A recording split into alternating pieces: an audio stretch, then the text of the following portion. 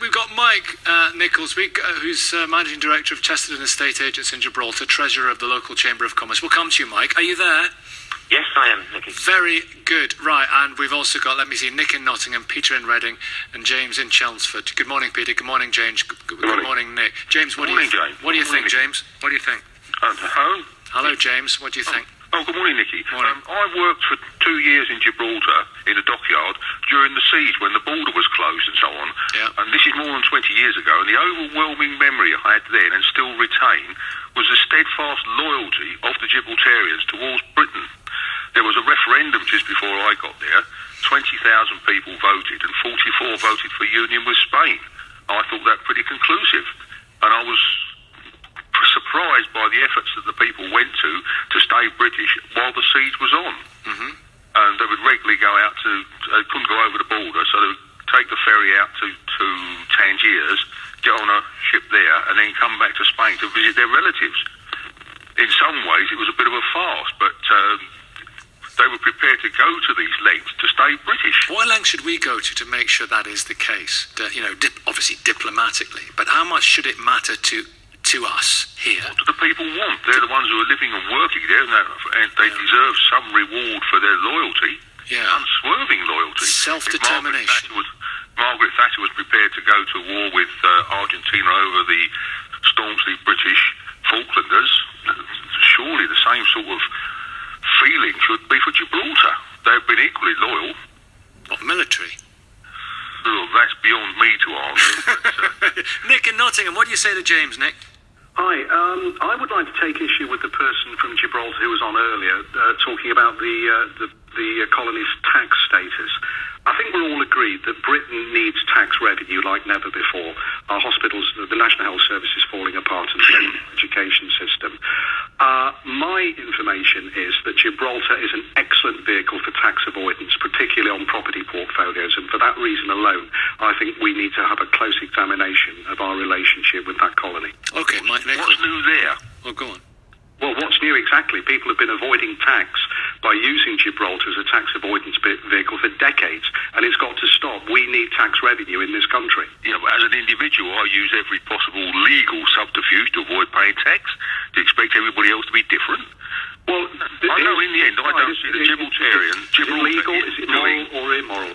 We need tax revenue in this country. I'm acquainted with a case personally where a property portfolio was recently disposed of in my area. A gain of £6 million was made and virtually no tax paid because it was in a trust registered in Gibraltar.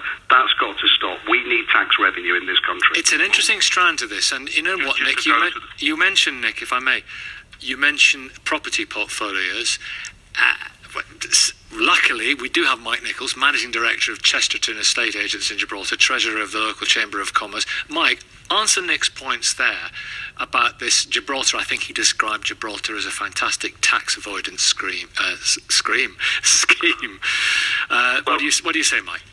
What do I say? Well, I'm British. I've lived in Gibraltar for 15 years, and I echo your previous caller who said how fiercely loyal Gibraltar is to Britain, and it's been used for military purposes when the Navy used Gibraltar on their way to Falklands. And no one's picked up the story yet how important Gibraltar is strategically to NATO going forward, and Britain will want to hang on to Gibraltar for its location. But coming on to property, our trust law here is based upon the laws of trust which the UK has. So we, as well as Malta, as well as Dublin, as well as Cyprus, use trust law, and there's legal means to avoid tax. Everybody wants to pay less tax, and Gibraltar's one route to doing that, but there's a whole host of countries which have different laws for different reasons. What are the tax rates? You can say, the tax rate here, well, on personal tax, you can pay up to 40%, so that's not too dissimilar. Our corporation tax rate is 10%, which is attractive, but then Dublin, Ireland is, I think, 12.5%. Malta, you can pay as little as 5%. So, yes, we're low, but by no means are we out of kilter with other countries. We benefit from no inheritance tax, but that's the same as much of the EU. We benefit from no capital gains tax on assets in Gibraltar. But of course, if a country like the UK wants to put capital gains tax on properties in the UK, albeit held by a Gibraltar company, then the UK can tax them there. So yes, we're a low tax environment, but we're not the only low tax environment in the EU. We're not unique from that point of view. We're unique because we're part of Britain in the Mediterranean in the EU. That's why we're unique. But you missed one point as well. You've missed one point as well. Go on. With the Spanish attitudes towards Gibraltar, Spain has also got at least one, maybe two colonies still in North Africa. When they give those independence, right, so they can go back to the original African countries, then I think they've got a stronger case for everybody seriously considering whether Gibraltar should go back to Spain. Spain has 6 colonies in North Africa, in Morocco, and there's never a mention of them giving those back. So exactly, my point is like pot calling a kettle black when it has some 300-year-old claim on Gibraltar. I like that. Gibraltar is useful to Spain. When they want to distract attention from personal and social difficulties on the Spanish mainland, then's the time to raise the point, the matter of whole matter of Gibraltar being on the Spanish mainland. It's a useful diversion. It is a useful diversion. I don't think it make much difference to the Spanish situation, but it's a useful political diversion. Most of it comes from Madrid. If you look locally, which is in Andalusia, which is the government in Madrid at the moment is the PP, the right-leaning government. Andalusia, way down south, has always been left-leaning, run by the PSOE side of life. They are softer on Gibraltar than Madrid. We've got 12,000 people who earn money in Gibraltar every day, go back across the border every evening, and spend their money in the local area. It's what did they think the local area was on? Well, let's bring Nick back in, because we haven't heard from him for a while. There was a referendum in 2002. The people of Gibraltar want to be British, Nick. And the early one. Don't forget the earlier one, Nick. They do, because they're on the gravy train. Billions of money is pouring into Gibraltar in tax avoidance schemes. Of course they want to stay with us, because they're on the gravy train. There's no more tax avoidance schemes, as you call them, which are not allowed by the IMF, the OECD, or being undertaken in any other EU country. Well, I noticed if you look at the non-doms who see London as a good tax location to avoid tax where they're paying, that's London. Every time I raise... Well, wait a minute. Let Mike finish, and I'll come back to you, Nick. Go on, Mike. So for non-doms who are based in London, the tax regime is brilliant there. They only have to pay a small amount of tax. I think it's 30,000. I could be corrected, but it's a fixed amount of tax for those foreigners who live in London who are non-doms. London, for some, is seen as a tax haven. Dublin is a huge tax haven. Why are Amazon? Why are Apple? Why are those companies all going to Dublin? I come back now. Because it's it's attractive on tax. Okay, go on, Nick. Come back.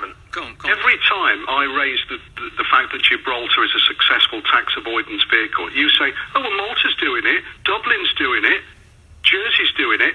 That doesn't make it right. Thousands and thousands of British taxpayers who owe a lot of money are avoiding paying those bills because they're registering companies in Gibraltar. You know it, I know it. We need tax revenue in this country, and we need people to stop registering companies and assets in Gibraltar and paying the proper amount of tax. I noticed that when you were listing all your tax rates a few minutes ago, the one that you didn't raise was capital gains tax. What's your capital gains tax rate? No, I did raise it. I said no, you didn't. You left that one out. Okay, well, it's capital gains tax on here is nil, but I did raise it because I said if the Thank UK... you very much. You just stated it's nil. No, exactly, it's nil. But if you own, say, property in the UK, which is what you were talking about, the UK will tax the gain on property in the UK. So you can't not pay your capital gains tax on assets held in another country. The capital gains tax here is nil, but this is 2.6 square miles. What if the owner of that property portfolio is registered as domiciled in Gibraltar? Then the capital gains tax is payable in the UK, and that law changed, I think, about 3 or 4 years ago. Somebody will correct me, but it was about 3 or 4 years ago, and what you're saying used to happen, but that changed, and that changed 3 or 4 years ago. So the UK will collect its capital gains tax on the properties bought and sold in the UK, regardless of whether it's owned in Mauritius, Singapore, Gibraltar or Hong Kong. That's not what my accountant tells me. Okay, let's bring Joe. Get him to call But me some up. people would argue, of course, special tax status brings in business. There's that argument as well. And Mrs. May has expressed the possibility. She's mooted the possibility of having a different regime in this country to make it more attractive to bring in business. There's